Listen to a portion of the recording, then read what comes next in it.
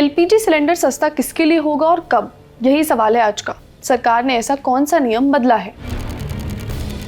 कुछ महीने पहले की बात याद करिए। ऑफिस के बाहर जो चाय की टपरी है उस पर एक कप चाय 10 की नहीं 20 की हो गई। ढाबों और होटल्स का खाना महंगा हो गया। आसपास हर चीज में महंगाई महसूस होने लगी क्योंकि एलपीजी महंगी हो गई थी, पेट्रोल डीजल महंगा हो गया था और सप्लाई भी कम हो गई थी। सिलेंडर लेने के लिए लंबी लंबी लाइनें लगी थी, लोग घंटों खड़े थे और अब सरकार ने जो फैसला लिया है उससे राहत मिल सकती है। किसे और कितनी, इसी पर आज बात करेंगे। हाय, मैं हूं श्रुति और आप देख रहे हैं खर्चा पानी। Brought to you by Sharda University, where the software engineer meets the talented photographer. The world comes together at Sharda University. 25 जून को ministry of petroleum and natural gas ने एक स्टेटमेंट जारी किया। दो बड़े ऐलान हुए।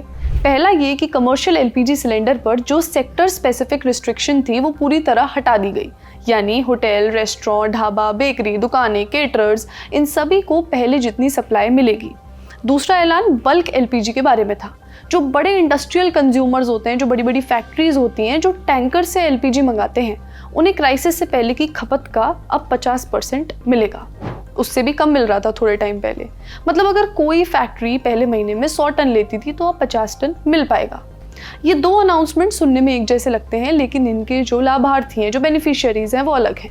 पहली कैटेगरी है non domestic packed LPG users की, यानी 19 किलो या 47.5 किलो के कमर्शियल सिलेंडर इस्तेमाल करने वालों की। होटल, रेस्टोरेंट, चाय की टपरी, छोटी फैक्ट्रियां, इन सभी के लिए रिस्ट्रिक्शन पूरी तरह हटा दी गई हैं। दूसरी कैटेगरी है बल्क एलपीजी यूजर्स की। इनकी फैक्ट्री पर बड़े बड़े स्टोरेज टैंक्स होते हैं और उन टैंक्स के अंदर डायरेक्टली एलपीजी डाली जाती है। इनमें आते हैं बड़े manufacturing plant, housing society, industrial kitchen, chemical unit, textile plant, ceramic manufacturer, glass industry और ये सब। इन्हें अभी 50% सप्लाई मिलेगी, पूरी नहीं। यानी बड़े इंडस्ट्रियल यूजर्स के लिए अभी आधी राहत है, पूरी नहीं। देखिए, ईरान इजराइल में जो हुआ वो अनप्रेसिडेंटेड था, ऐसा किसी को नहीं पता था हो सकता है। वेस्ट एशिया से उठी और सीधे आपकी रसोई और आपकी थाली तक पहुंची। उस क्राइसिस का असर पेट्रोल, डीजल, गैस सब पर पड़ा। कमर्शियल एलपीजी सिलेंडर पर सबसे ज्यादा दिखा। दिल्ली में 19 किलो का जो कमर्शियल सिलेंडर फरवरी 2026 में वो करीब 1692 रुपये था। इस टेबल में देखिए, मई में जो हुआ वो तो रिकॉर्ड था। एक महीने में 993 रुपये की बढ़ोतरी। और अभी क्या दाम है? 3113 रुपये। ये दिल्ली के प्राइसेस की बात कर रहे हैं। फरवरी से अब तक लगभग दाम दोगुना हो गए हैं। इसीलिए बाहर से जो खाना मंगाया जाता है वो भी महंगा हुआ। चाय महंगी हुई, हर वो चीज़ महंगी हुई जहाँ गैस सिलेंडर का इस्तेमाल होता है। अब सरकार ने कहा है सप्लाई नॉर्मल हो गई है, रिस्ट्रिक्शन हटा दी गई है। अब समझते हैं कि ये रिस्ट्रिक्शन लगाई ही क्यों थी। यूएस ईरान वॉर से पहले इंडिया जो एलपीजी इंपोर्ट करता था उसका करीब 90% मिडल ईस्ट से आता था। अब वो सप्लाई हिली। सरकार के सामने सीधा सवाल था, घर घर में खाने पकाने के लिए गैस बचेगी या नहीं, अस्पताल में इस्तेमाल करने के लिए गैस बचेगी या नहीं। और फैसला हुआ पहले डोमेस्टिक यानी घरेलू सप्लाई को सिक्योर करना ज़रूरी है, बाकी सब बाद में। तो कमर्शियल और इंडस्ट्रियल यूजर्स की सप्लाई काट दी गई ताकि डोमेस्टिक सिलेंडर की कमी न हो। लेकिन इंपोर्ट मैनेज करना काफ़ी नहीं था। सरकार ने डोमेस्टिक प्रोडक्शन को भी बढ़ाने की कोशिश की। वो कैसे? एलपीजी असल में दो गैसेस का मिक्सचर होती है। प्रोपेन, जिसे केमिस्ट्री में C3 कहते हैं, और ब्यूटेन, जिसे C4 के नाम से भी जाना जाता है। इनमें जो कार्बन एटम्स होते हैं उसके नंबर के हिसाब से इनका नाम रख देते हैं। तो जब कच्चे तेल और नेचुरल गैस को रिफाइन करते हैं तब ये दोनों गैस निकलती हैं, प्रोपेन और ब्यूटेन। इन्हीं से एलपीजी बनती है। तो C3 और C4 असल में एलपीजी का रॉ मटेरियल है। अब इन दोनों गैसेस के कुछ और भी यूजेस होते हैं। इनसे प्लास्टिक बनता है, सिंथेटिक रबर बनता है, पेंट में काम आता है, केमिकल बनता है, पूरी एक मैन्युफैक्चरिंग चेन चलती है। लेकिन क्राइसिस में सरकार ने रिफाइनरीज को स्ट्रिक्ट ऑर्डर दिया कि जो भी C3 और C4 बन रहा है वो सब एलपीजी बनाने में लगाओ। नतीजा, एलपीजी अवेलेबिलिटी देश में बढ़ी, लेकिन प्लास्टिक, केमिकल, सिंथेटिक्स ये बनाने वाले पूरे सेक्टर पर असर पड़ा। अब रिस्ट्रिक्शंस हट रही हैं तो C3 और C4 का इस्तेमाल फिर से डाइवर्सिफाइड हो सकेगा। पेट्रोकेमिकल का प्रोडक्शन वापस शुरू होगा। इससे दूसरी चीज़ों की महंगाई में भी राहत मिलेगी। जहाँ पर भी पेट्रोकेमिकल मतलब प्लास्टिक्स का इस्तेमाल होता है, रबर का होता है, इन सब का। लेकिन सरकार ने एक लिमिट भी सेट करी है।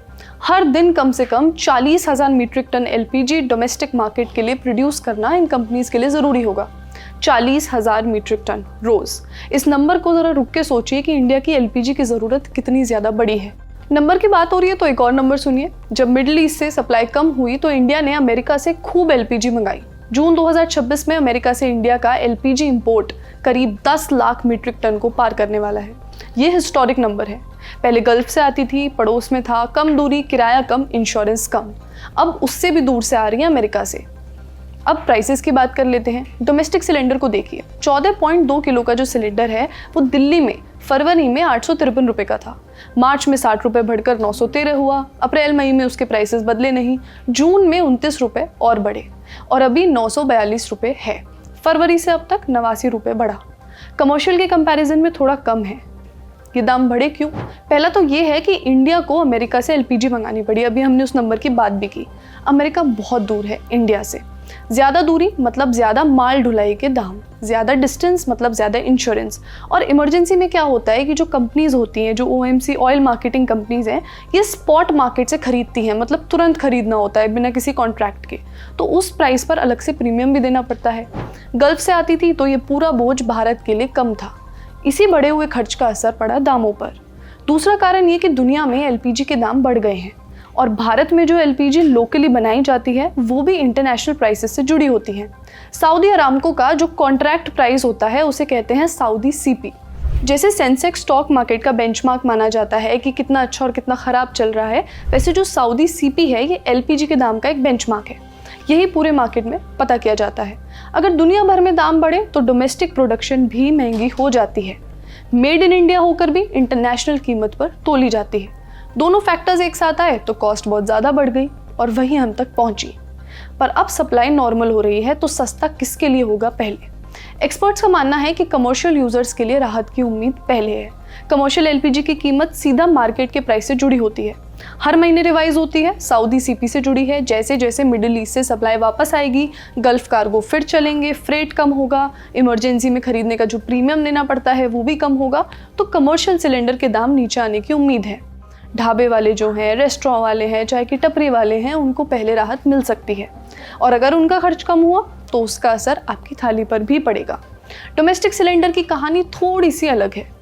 डोमेस्टिक एलपीजी की कीमत पर नज़र सरकार थोड़ा ज़्यादा रखती है। मार्केट के उतार चढ़ाव का सीधा असर उस पर नहीं पड़ने दिया जाता या कम पड़ने दिया जाता है, क्योंकि उसको लोग घर में खाना पकाने के लिए भारत में इस्तेमाल करते हैं। सरकारी आंकड़ों के मुताबिक अभी एक सिलेंडर की जो एक्चुअल सप्लाई की जो कॉस्ट पड़ रही है वो 1600 रुपये के आसपास है। और अभी एलपीजी सिलेंडर की कीमत कितनी पड़ रही है घर पे जो खरीदने का होता है वो है 942 रुपये।